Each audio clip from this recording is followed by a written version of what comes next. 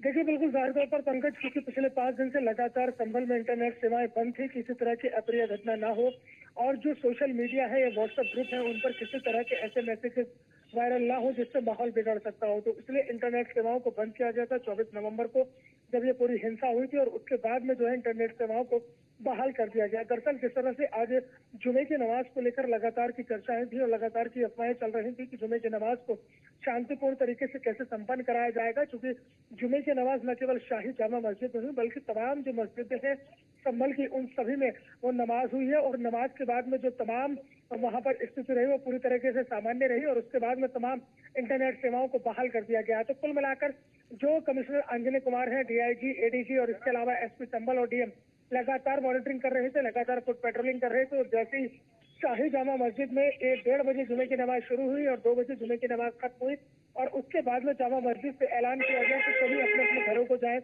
किसी तरह की अफवाहों पर ध्यान न दें, शांति बनाए रखें। उसके बाद में जो है कमिश्नर अंजनी कुमार ने तमाम चीजों को मॉनिटरिंग किया और उसे मॉनिटरिंग करने के बाद जो है देर शाम में इंटरनेट सेवाओं को बहाल कर दिया है। यानी कि कुल मिलाकर धीरे धीरे अब जो संभल है वो पटरी पर लौट रहा है और संभल पूरी तरह से संभल चुका है। लेकिन अभी 1 दिसंबर तक जो बाहरी व्यक्ति है जब प्रदेश पर रोक लगाई गई है, जिस तरह बिल्कुल। से कल और जो है मोहसिन, समाजवादी। क्योंकि जब आरोपियों को गिरफ्तार किया गया उनकी चैट को भी इस दौरान फिर से उजागर करने की बात भी कही गई थी कि फिर से एक बार सभी चैटों को एक बार फिर से उजागर किया जाएगा। ऐसे में क्योंकि अब पैनी नजर फिर से सोशल मीडिया पर बनाए हुए है प्रशासन की, किसी भी तरीके का कोई भी भ्रामक संदेश अगर जाता है तो कड़ी कार्रवाई की जाएगी। बहाल भले कर दी गई है इंटरनेट सेवा, लेकिन इस पर पैनी नजर प्रशासन की। देखिए, बिल्कुल जाहिर तौर पर पंकज, जो भी सोशल मीडिया पर मैसेजेस वायरल होंगे उसके अलावा जो सर्विलांस की टीम है और साइबर सेल की टीम है उन्हें एक्टिव मोड पर रखा गया है और सभी जो है अलर्ट मोड पर है। सबसे बड़ी बात यह है कि संभल पुलिस प्रशासन ने जो जितने भी साइबर सेल है और सर्विलांस की टीम है और सोशल मीडिया पर जो मैसेजेस वायरल होते हैं उनको लेकर अलग अलग भाषाओं के जो एक्सपर्ट है, खासतौर से जो उर्दू अरबी भाषा के एक्सपर्ट है, उन सभी को इसकी निगरानी में लगाया गया ताकि अगर कोई भी भविष्य में मैसेज वायरल होता है या कोई भी व्हाट्सएप ग्रुप पर मैसेज आता है ताकि उसका जो अर्थ है, उसका जो मीनिंग है वो साफ तौर पर निकल कर सामने आए और उसमें किसी तरह की कोई अप्रिय घटना ना हो। तो उस पर पूरी तरह से निगरानी रहेगी, क्योंकि सोशल मीडिया जो है उसी को लेकर यह पूरा जो दंगा भड़का था, इस तरह की जो जानकारी निकल कर सामने आ रही है। क्योंकि 24 तारीख को जिस तरह से ये अफवाह फैली कि मस्जिद में सर्वे नहीं बल्कि खुदाई का काम हो रहा है, तो उसके बाद में यह व्हाट्सएप ग्रुप पर मैसेज वायरल हुआ था। तो कुल मिलाकर अभी जो संभल पुलिस प्रशासन है वो लगातार एक एक चीज की मॉनिटरिंग कर रहा है, पल पल की नजर बनाए हुए। इसलिए जो सोशल मीडिया साइट्स पे देखने वाले हैं, चाहे वो सर्विलांस की टीम है, चाहे वो साइबर सेल की टीम है, उन सभी एक्सपर्ट को निगरानी के लिए लगाया गया है। 24/7 राउंड द क्लॉक इसकी निगरानी की जा रही है। और सबसे बड़ी बात यह है कि जितने भी आरोपियों से मोबाइल फोन बरामद हुए थे उन सभी के मोबाइल फोन को जो है फॉरेंसिक जांच के लिए भेजा गया है ताकि जो डिलीट चैट है उसको रिकवर किया जा सके। बिल्कुल। तो कुल मिलाकर जो है हर एक स्थिति पर पैनी नजर है और संभल पुलिस प्रशासन स्थिति को सामान्य करने में लगा है। और यही वजह है कि कल जो समाजवादी पार्टी का प्रतिनिधिमंडल संभल आने की बात कर रहा है उसे रोकने के पूरे इंतजाम किए गए हैं, क्योंकि 1 दिसंबर तक संभल में किसी भी बाहरी व्यक्ति के प्रवेश पर पूरी तरह से रोक लगाई गई है। पंकज, बिल्कुल मोहसिन, हमारे साथ बने रहिए, आगे भी आपसे अपडेट लेंगे। और खबरों में बात करते संभल की ही, जहां पर उपद्रवियों की ढाल बनी महिलाओं की भी तलाश जारी है। मस्जिद के आसपास के घरों की महिलाओं को आरोपी बनाने की यहां पर तैयारी। पुलिस का दावा है कि महिलाओं ने बाहरी लोगों को घर में दी पनाह। और रुकैया, फरजाना और नजराना नाम की महिला गिरफ्तार हो चुकी। वही महिलाओं ने भी संभल में खूब बिगाड़ा है माहौल। तालाबंद मकानों की निगरानी के लिए गठित हुई यह टीम। तालाबंद मकानों से होगी दंगइयों की यहां पर पहचान। महिलाओं ने न केवल बरसाए हैं पत्थर, तमंचे से फायरिंग भी की है और इसी सभी की तलाश में भी पुलिस जुटी हुई है। ऐसे में आपको बता दें कि फिलहाल पुलिस अब महिलाओं पर भी कार्रवाई करेगी। और ज्यादा जानकारी के लिए हमारे संवाददाता मोहसिन खान हमारे साथ में बने हुए हैं। मोहसिन, यहाँ पर दंगा तो हुआ लेकिन महिलाएं भी पीछे नहीं रही हैं। महिलाओं ने न केवल पत्थर इस दौरान पत्थर बरसाए हैं बल्कि तमंचे से फायरिंग तक की भी की है।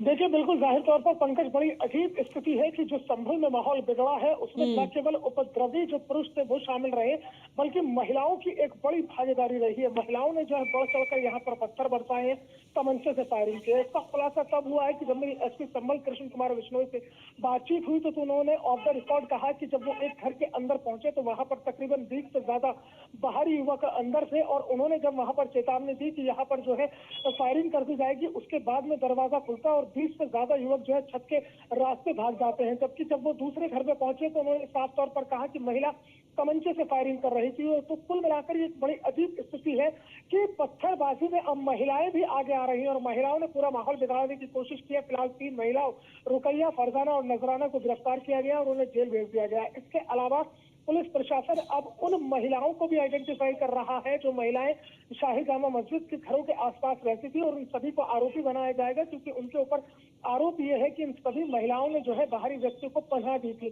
तो कुल मिलाकर एक बड़ी अजीब स्थिति है कि जो माहौल बिगाड़ने में महिलाएं भी पीछे नहीं रही है। और इसके पीछे सबसे बड़ी बात यह है कि जब इनको रिमांड पर लिया जाएगा तो इनसे ये पूछताछ की जाएगी आखिरकार इनका ब्रेन वॉश किसने किया है। महिलाएं ये पत्थरबाजी कैसे करना सीख गई, कैसे तमंचे से फायरिंग करना सीख गई, ये एक बहुत बड़ी बात है। दूसरा सबसे बड़ी बात यह है कि जो अब संभल पुलिस प्रशासन है उसने जो शाही जामा मस्जिद का पिछला हिस्सा है, सेंटर का जो हिस्सा जहाँ से सबसे ज्यादा पथराव हुआ, जहाँ से सबसे ज्यादा माहौल बिगाड़ा गया, वहाँ के ज्यादातर घरों पर ताले लटके हुए हैं। अब इन लटके हुए जो ताले हैं और ताला बंद मकान है उनसे दंगाइयों की पहचान होगी। इसके लिए पुलिस टीम गठित कर दी गई है।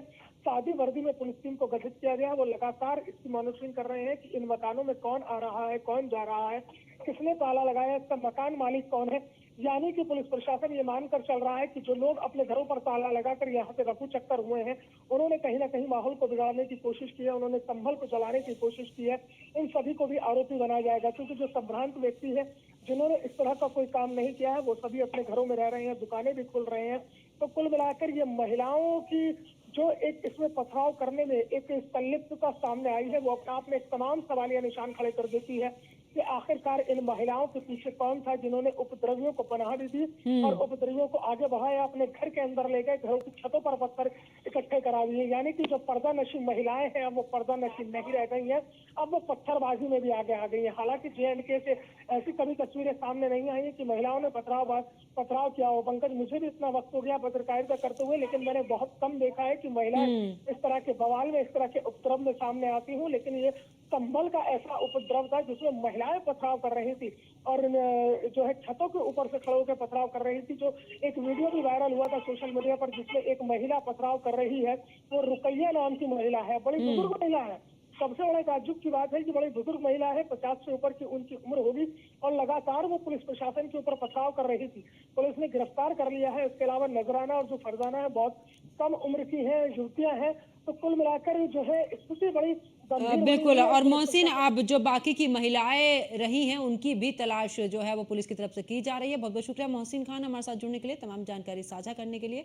तो संभल में जिस तरीके से पत्थरबाजी हुई उसमें महिलाएं भी पीछे नहीं रही हैं, और ऐसे में पुलिस का दावा है कि महिलाओं ने बाहरी लोगों को घर में पनाह दी है।